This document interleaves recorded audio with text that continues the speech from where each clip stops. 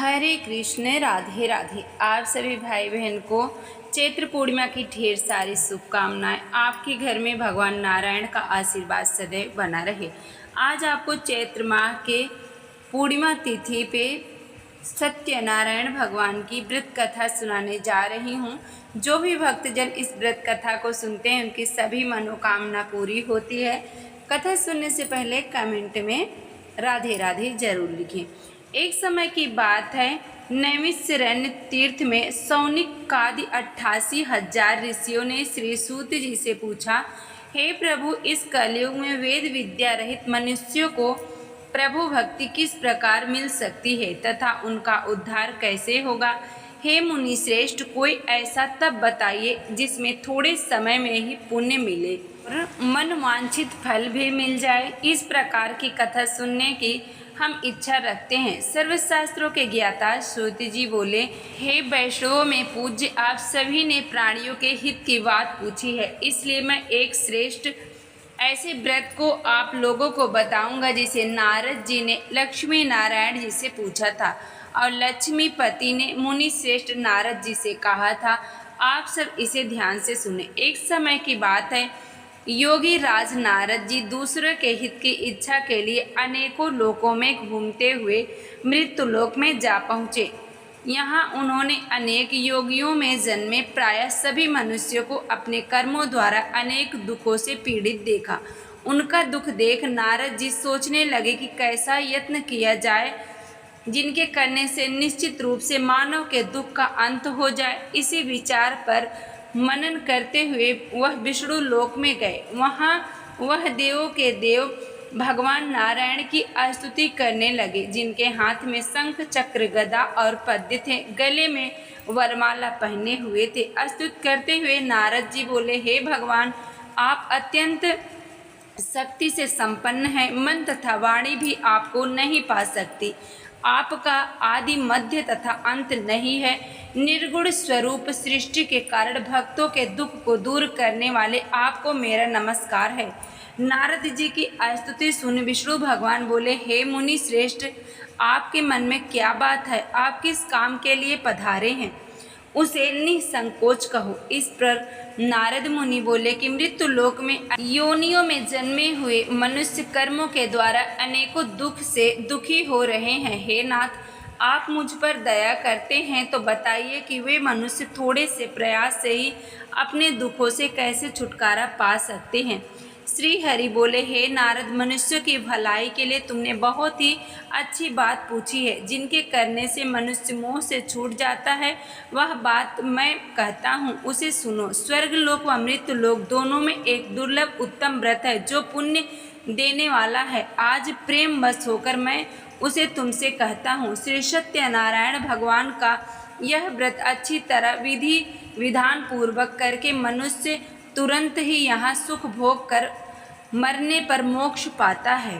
नारद की बात सुनकर श्री हरि बोले, दुख व शोक को दूर करने वाला यह व्रत सभी तीर्थों पर विजय दिलाने वाला है। मानव को भक्ति व श्रद्धा के साथ शाम को श्री सत्यनारायण की पूजा धर्म पारायण होकर ब्राह्मणों व बंधुओं के साथ करनी चाहिए। भक्ति भाव से ही नैवेद्य, केले का फल, घी, दूध, गेहूं का आटा सवाया ले। गेहूं के स्थान पर साढ़ी का आटा, शक्कर तथा गुड़ लेकर वह सभी भक्षण योग्य पदार्थों को मिलाकर भोग लगाएं।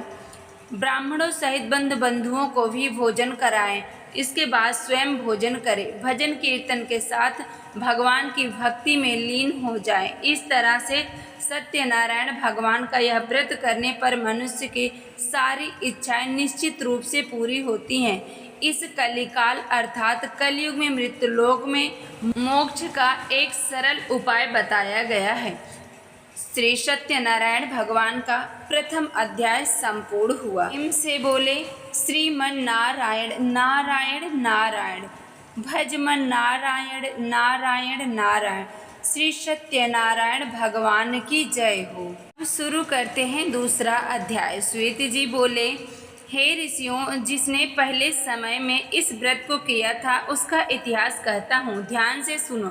सुंदर काशीपुरी नगरी में एक अत्यंत निर्धन ब्राह्मण था। भूख प्यास से परेशान वह धरती पर घूमता रहता था। ब्राह्मणों से प्रेम करने वाले भगवान ने एक दिन ब्राह्मण का वेश धारण कर उसके पास आकर पूछा, हे प्रिय, नित्य दुखी होकर तुम पृथ्वी पर क्यों घूमते हो? दीन ब्राह्मण बोला, मैं निर्धन ब्राह्मण हूँ, भिक्षा के लिए धरती पर घूमता हूँ। हे भगवान, यदि आप इसका कोई उपाय जानते हो तो बताइए। वृद्ध ब्राह्मण कहता है कि सत्यनारायण भगवान मनोवांछित फल देने वाले हैं, इसलिए तुम उनका पूजन करो। इसे करने से मनुष्य सभी दुखों से मुक्त हो जाता है। वृद्ध ब्राह्मण बनकर आए सत्यनारायण भगवान उस निर्धन ब्राह्मण को व्रत का सारा विधान बताकर अंतर ध्यान हो गए। ब्राह्मण मन ही मन सोचने लगा, जिस व्रत को वृद्ध ब्राह्मण करने को कह गया है मैं उसे जरूर करूँगा। यह निश्चय करने के बाद उसे रात में नींद नहीं आई। वह सवेरे उठकर सत्यनारायण भगवान के व्रत का निश्चय कर भिक्षा के लिए चला गया। उस दिन निर्धन ब्राह्मण को भिक्षा में बहुत धन मिला, जिससे उसने बंधुओं के साथ मिलकर श्री सत्यनारायण भगवान का व्रत संपन्न किया। भगवान सत्यनारायण का व्रत संपन्न करने के बाद वह निर्धन ब्राह्मण सभी दुखों से छूट गया और अनेक प्रकार की संपत्तियों से युक्त हो गया। उसी समय से वह ब्राह्मण हर माह इस व्रत को करने लगा। इस तरह से सत्यनारायण भगवान के व्रत को जो भी मनुष्य करेगा सभी प्रकार के पापों से छूटकर मोक्ष को प्राप्त होगा। जो मनुष्य इस व्रत को करेगा वह भी सभी दुखों से मुक्त हो जाएगा। सूत जी बोले, इस तरह से नारद जी से नारायण जी का कहा हुआ श्री सत्यनारायण व्रत को मैंने तुमसे कहा। हे विप्रो, मैं अब और क्या कहूँ? ऋषि बोले, हे मुनिवर, संसार में उस विप्र से सुनकर और किस किस ने इस व्रत को किया, हम सब इस बात को सुनना चाहते हैं। इसके लिए हमारे मन में श्रद्धा का भाव है। सूत जी बोले, हे मुनियों, जिसने इस व्रत को किया वह सब सुनो। एक समय वही विप्र धन व ऐश्वर्य के अनुसार अपने बंधुओं के साथ इस व्रत को करने को तैयार हुआ। उसी समय एक लकड़ी बेचने वाला बूढ़ा आदमी आया और लकड़ियां बाहर रखकर अंध ब्राह्मण के घर में गया। प्यास से दुखी वह लकड़हारा उनको व्रत करते देख विप्र को नमस्कार कर पूछने लगा कि आप यह क्या कर रहे हो तथा इसे करने से क्या फल मिलेगा, कृपया मुझे बताइए। ब्राह्मण ने कहा, सब मनोकामना को पूरा करने वाला यह सत्यनारायण भगवान का व्रत है। इसकी कृपा से ही मेरे घर में धन धान्य आदि की वृद्धि हुई है। विप्र ने सत्यनारायण व्रत के बारे में जानकर लकड़हारा बहुत प्रसन्न हुआ। चरणामृत लेकर वह प्रसाद खाने के बाद अपने घर गया। लकड़हारे ने अपने मन में संकल्प किया कि आज लकड़ी बेचने से जो धन मिलेगा उसी से श्री सत्यनारायण भगवान का उत्तम व्रत करूँगा। मन में इस विचार को ले बूढ़ा आदमी सिर पर लकड़ियाँ रख उस नगर में बेचने गया जहाँ धनी लोग ज़्यादा रहते थे। उस नगर में उसे अपनी लकड़ियों का दाम पहले से 4 गुना अधिक मिला। बूढ़ा प्रसन्नता के साथ दाम लेकर केले, शक्कर, घी, दूध, दही, गेहूं का आटा ले आया और सत्यनारायण भगवान के व्रत की अन्य सामग्रियां लेकर अपने घर गया। वहां उसने अपने बंधुओं को बुलाकर विधि विधान से सत्यनारायण भगवान का पूजन और व्रत किया। इस व्रत के प्रभाव से वह बूढ़ा लकड़हारा धन, पुत्र आदि से युक्त होकर संसार के समस्त सुख भोग कर अंतकाल में वैकुंठ धाम को चला गया। श्री सत्यनारायण भगवान का 2वां अध्याय समाप्त हुआ। श्रीमन नारायण नारायण नारायण, भजमन नारायण नारायण नारायण। श्री सत्यनारायण भगवान की जय।